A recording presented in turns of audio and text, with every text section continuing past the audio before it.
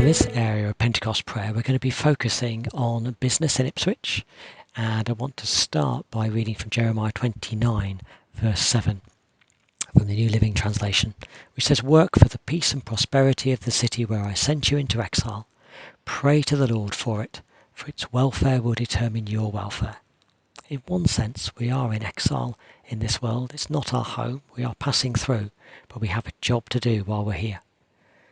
So let's consider the business community of Ipswich as a whole, from large companies to sole trader businesses to small medium enterprises. Let's give thanks tonight for the government's furlough scheme and the business grants that have helped a lot of businesses over this past year. Let's seek God's blessing for those businesses that have been particularly affected by the COVID pandemic.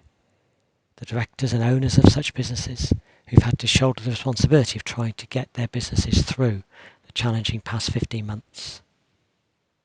Let's pray for wisdom, sensitivity and good discernment for managers in office-based locations across our town trying to work out how their businesses should cater for potentially conflicting wants or needs of their staff to either continue working from home or to return to the office, or a combination of the two. Let's look to the recovery of retail activity in the town centre to breathe new life back into streets that have largely been deserted during the times of lockdown and shops that have fallen vacant. Uphold particularly those who have been made redundant as a result of the COVID crisis. And also remember those who are actually working harder than ever as they help us with online activities, deliveries, to name but just two areas.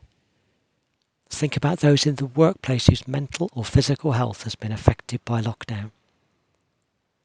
And let's pray for those in positions of leadership in our town, in commerce, business, public sector, health and education, faith communities, culture, leisure, entertainment. May they all come together with a common purpose to seek the future well-being of the people in the town as we emerge from the COVID crisis. May there be a new sense of vision of what constitutes a successful Ipswich.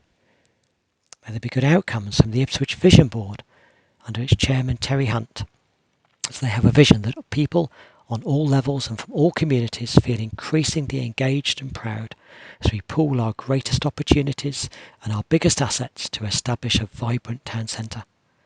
And similarly, may there be positive results in the Business Impact District initiative, as business leaders meet with faith leaders to see what can be done together to rejuvenate key areas of town life. Indeed, may each of us play our part in God's plan for impacting the people in our places of work, wherever they are, every day. And let's move to pray for at least some of these things now.